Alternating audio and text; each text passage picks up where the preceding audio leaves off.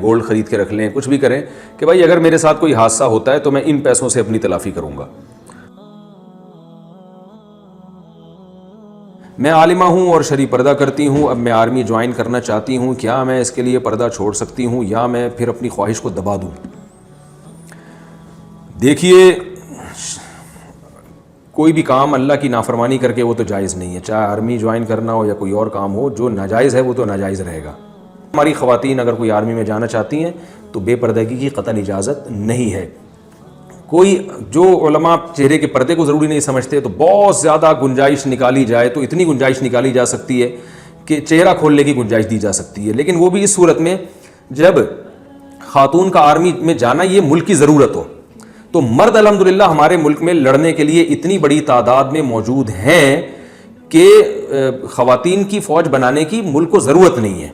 اگر ضرورت ہوتی نا تو پھر گنجائش کا بھی فتویٰ دیا جاتا اور گنجائش کے قول پہ بھی عمل کیا جاتا.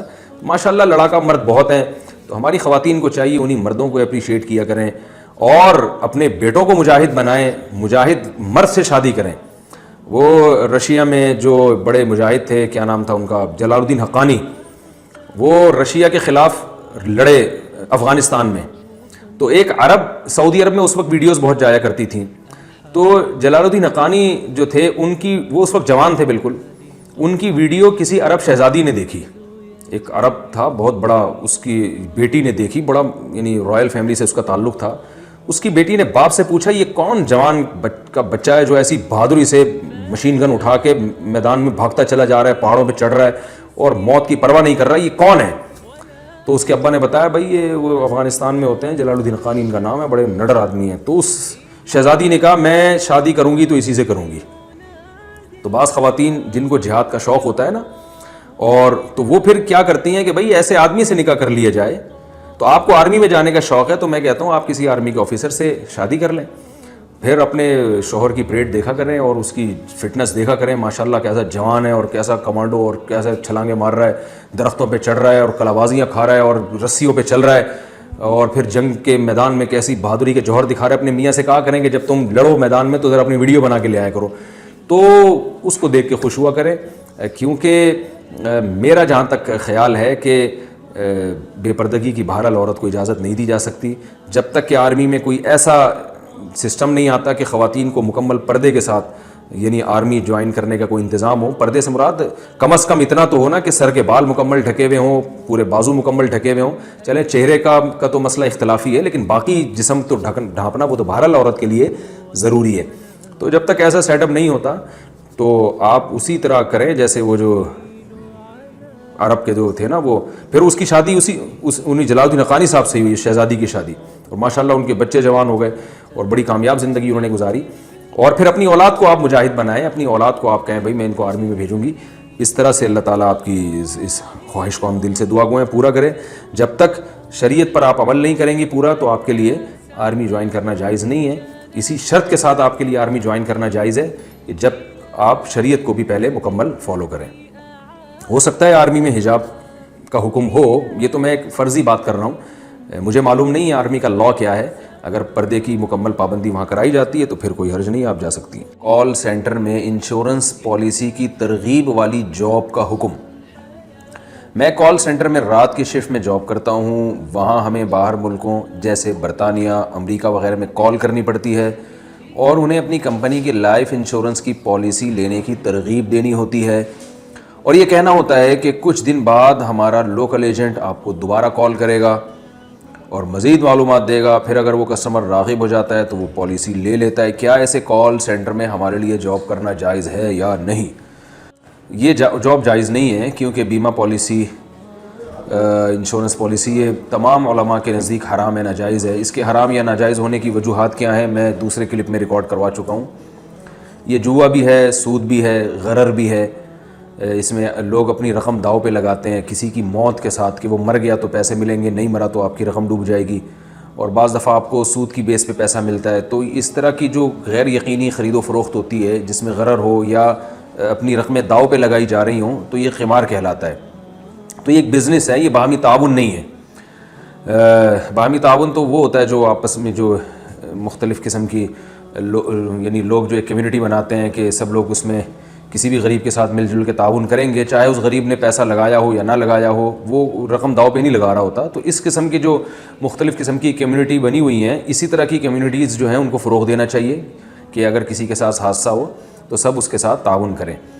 لیکن یہ جو آپ نے بتائی ہے یہ جاب, کیونکہ یہ انشورنس پالیسی حرام ہے تو اس کی طرف لوگوں کو ترغیب دینا بھی ناجائز ہے, کیونکہ گناہ میں تعاون کرنا اور گناہ کی طرف لوگوں کو دعوت دینا وہ بھی حرام اور ناجائز ہے. تو ایک بزنس ہے, پوری دنیا میں بڑے پیمانے پر ہو رہا ہے. میں اکثر لوگوں کو ترغیب دیتا ہوں کہ جو لوگ اگر خود سے کیوں نہیں ایک ایسے تعاون کے ادارے کھول لیتے. کچھ دن پہلے میرا کسی فیکٹری میں جانا ہوا, اس فیکٹری کے جو مالک تھے وہ کہنے لگے کہ ہم تمام جو امپلائیز ہیں ان کی انشورنس کروا رہے ہیں تاکہ کسی کے ساتھ کوئی حادثہ ہوتا ہے تو ہم اس کے ساتھ تعاون کریں. تو یہ شرعاً جائز ہے یا نہیں؟ میں نے کہا ناجائز ہے. کہنے پھر ہم کیا کریں, اگر کوئی حادثہ ہو جاتا ہے کسی مزدور کا تو ہمارے کھاتے میں سارا پڑتا ہے, ہم کہاں سے اتنا پیسہ دیں گے؟ تو میں نے کہا دیکھیں, آپ نے کبھی اس پہ غور کیا ہے کہ آپ خود سے کوئی ایسا ادارہ بنائیں جو واقعی باہمی تعاون کی بیس پر ہو, جس میں انشورنس میں جو خرابیاں وہ نہ ہوں. کہہ رہے ہیں مثلاً کیسے؟ میں نے کہا بھائی آپ ایسا کریں, پراپرٹی خریدیں اور لوگوں کو ترغیب دیں. ایک مثال دے رہا ہوں میں, لیکن جب آپ سوچیں گے تو 10 طریقے آپ کے سامنے نکل آئیں گے. میں تو ایک ہدف دے رہا ہوں آپ کو کہ آپ سوچنا تو شروع کریں. بہت سی چیزیں ایسی ہیں کہ میں نے بیان میں ایک بات لوگوں سے کہی کہ لوگ یہ کہتے ہیں کہ ہمیں آرگینک چیزیں, دیسی چیزیں کھانے کو نہیں ملتی. مثال کے طور پر ہم خالص دودھ پینا چاہتے ہیں تو ہمیں نہیں ملتا. تو میں ترغیب دیتا ہوں بھائی بکری پال لو. کہنے کہاں پالیں, جگہ نہیں ہے. بھائی آپ غور کریں گے نا, بیٹھ کے سوچیں گے, 8-10 لوگ آپ بیٹھ کے سوچیں کہ یار اور بھی تو 8-10 ایسے محلے میں لوگ ہوں گے جو میری طرح چاہ رہے ہوں گے کہ ہم خالص چیزیں کھائیں. تو اس طرح کے 8-10 لوگ مل کے ایک پلاٹ رینٹ پہ لے لیں, کرائے پہ لے لیں, اس میں بکریاں پال لیں, کوئی ملازم رکھ لیں اور دودھ پی لیا کریں. تو جب تک آپ کسی چیز پہ سوچیں گے نہیں نا, آپ کو راستہ نہیں ملے گا. تو آج کل جو لوگ دودھ پی رہے ہیں انجیکشن والا, جو بھینسوں کے انجیکشن لگایا جا رہا ہے, وہ دودھ پی رہے ہیں, وہ انجیکشن کے اثرات دودھ میں آ رہے ہیں اور بیماریاں پھیل رہی ہیں.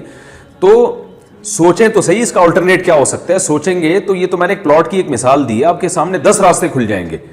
میں نے ایک صاحب کو ترغیب دی کہ بھائی 8-10 لوگ مل کے ایک پلاٹ رینٹ پہ لیں, اپنے جیسے 8-10 لوگ تلاش کریں. کہنے کہاں سے ملیں گے؟ میں نے کہا یہ بھی سوچیں پہلے کہ کیسے ملیں گے. تو جب اس پہ سوچیں گے تو آپ کے سامنے 10 راستے مل جائیں گے آپ کو انشاءاللہ, کہ آپ جیسے اور بھی بہت سے لوگ ہوں گے جو ان مصنوعی چیزوں سے تنگ آ چکے ہیں اور کیمیکل والی چیزوں سے بیزار ہو چکے ہیں. تو خریدیں, ایک پلاٹ خرید لیں یا رینٹ پہ لے لیں اور بکریاں پالیں اور اس میں جو ہے نا وہ, میں نے کہا دودھ پیے بھی اور پیکنگ کر کے دودھ بیچیں بھی, آپ کا بزنس بھی ہوگا.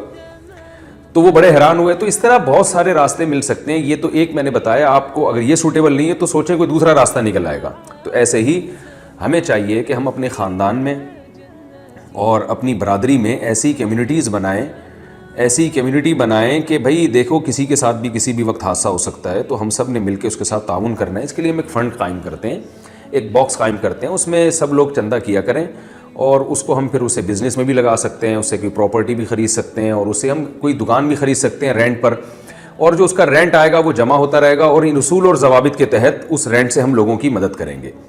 تو کچھ بھی کیا جا سکتا ہے. تو فیکٹری کے مالکان بھی اپنے مزدوروں کے لیے یہ کر سکتے ہیں. اس کا فائدہ یہ ہوگا کہ اس میں آپ جیسے چندہ دیں گے نا تو مزدور خود بھی بڑھ بڑھ کے چندہ دیں گے اور وہ ثواب سمجھ کے دیں گے کہ یہ ایک ثواب ہے جس میں ہمارے ہی کسی بھائی کے ساتھ تعاون ہوگا, اور جب لوگوں کو پتہ چلے گا تو لوگ بھی دیں گے اس میں. تو یہ اس میں برکت ہوگی انشاءاللہ. تو اپنے آپ کو یہ انشورنس اور بیمہ پالیسیوں کا جو ایک حرام بزنس ہے, اس کی مصیبت سے اپنے آپ کو نکالنے کی کوشش کریں. تو اللہ تعالی ہمیں عمل کی توفیق عطا فرمائے.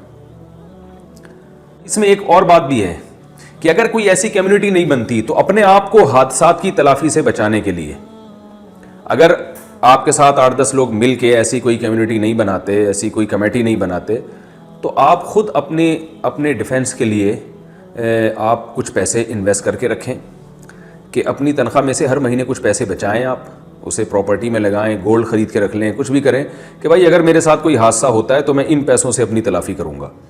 تو یہ بھی تو کیا جا سکتا ہے نا, آخری درجہ ہے یہ. لوگ کہتے ہیں کہ نہیں انشورنس جو کمپنیاں ہیں ان میں ہم جب انویسٹ کرتے ہیں تو اس میں زیادہ پروفٹ ملتا ہے. دیکھیے اس میں تو اگر آپ کے ساتھ حادثہ ہوا تو آپ کو ٹھیک ٹھاک نفع ملے گا, لیکن اگر حادثہ نہیں ہوا تو یہ بھی تو سوچیں کہ آپ کی یہ رقمیں ضائع ہو رہی ہیں. حادثہ تو 100 میں سے 2 لوگوں کے ساتھ ہوتا ہے. تو یہ آپ نے کیوں فرض کیا ہے کہ آپ کے ساتھ حادثہ لازمی ہوگا, جبکہ آپ کوئی ایسی کمیٹی بنائیں گے تو اس میں آپ کی رقم ضائع نہیں ہوگی, وہ تو آخرت میں جمع ہو رہی ہے اللہ کے اللہ کے بینک میں جمع ہو رہی ہے وہ تو مقصود ہے کہ بھئی اور اگر آپ کے ساتھ حادثہ ہو گیا تو جہاں دوسروں کے ساتھ تعاون ہوگا آپ کے ساتھ بھی تعاون ہوگا. تو اور آپ نے اپنے لیے جو اپنے ڈیفنس کے لیے جو آپ نے پیسے انویسٹ کیے تھے, اگر آپ کے ساتھ حادثہ ہو گیا تو وہ پیسے کام آ جائیں گے, نہیں ہوا حادثہ تو وہ پیسے پھر بھی آپ کے ہیں, وہ ضائع نہیں ہوں گے. تو انشورنس جو ہے یہ تو ایک دنیا میں ایک جو سرمایہ دار لوگ ہیں انہوں نے پیسے سے پیسہ بنانے کے لیے ایک بزنس نکالا ہوا ہے, اور اس کے اخلاقی نقصان بھی بہت ہیں. جب حوادث زیادہ ہونا شروع ہو جائیں گے تو یہ لوگ بھاگ جائیں گے, پھر ظاہر ہے یہ سب کے نقصان کی تلافی نہیں کر سکتے. اور اس میں باہمی تعاون کا عنصر اس لیے بھی نہیں ہے کہ جو جتنا زیادہ پیسوں کا محتاج ہوتا ہے اس کے لیے بیمہ پالیسی لینا اتنا ہی زیادہ مشکل ہوتی ہے.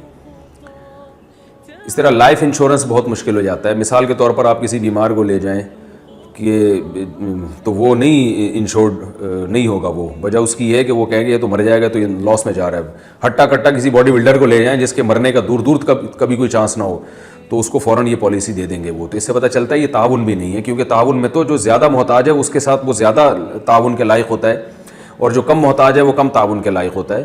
جبکہ انشورنس کمپنیوں میں جو جتنا زیادہ محتاج ہے اس کو اس کے جو پروفٹ کا ریشو ہے وہ بھی کم ہوگا اور اس کی قسطیں بھی زیادہ ہوں گی, اور کوشش وہ کریں گے اس کو کسی طرح سے یہاں سے بھگاؤ, یہ ہماری پالیسی کا حصہ ہی نہ بنے. تو پتہ چلا یہ خالصتاً بزنس ہے. ویسے جو اس کی فقہی کیفیت تکییف ہے وہ تو میں نے آپ کے سامنے مختصر بیان کر دی. غرر, قمار اور ربا اس میں پایا جاتا ہے.